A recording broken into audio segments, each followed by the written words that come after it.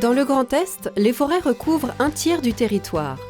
Par leurs multiples fonctions, elles jouent un rôle important à la fois sur le plan social, économique et environnemental.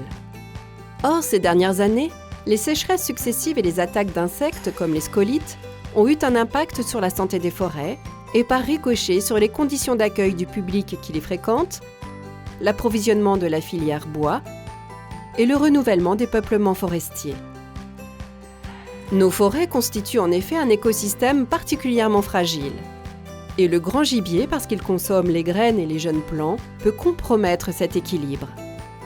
Une population trop importante de cervidés et de sangliers a des effets préjudiciables sur la production de bois et la filière forêt-bois, avec une remise en cause de la régénération forestière, sur la biodiversité, avec un appauvrissement de la diversité végétale, sur la propagation de maladies et sur les risques de collision. On parle alors de déséquilibre forêt-gibier. Pour y remédier, tous les acteurs agissant sur le milieu forestier doivent se concerter. Grâce au partage de leurs expériences, ils peuvent définir ensemble des actions concrètes à mettre en place, adaptées à la situation, avec des résultats rapides.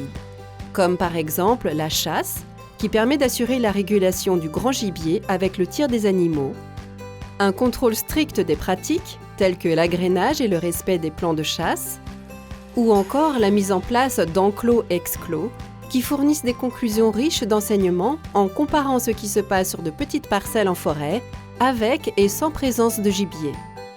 Bref, grâce à la concertation et la coopération de toutes les parties prenantes, il est possible de rétablir et maintenir l'équilibre forêt-gibier. Ainsi, nos forêts pourront continuer à prospérer.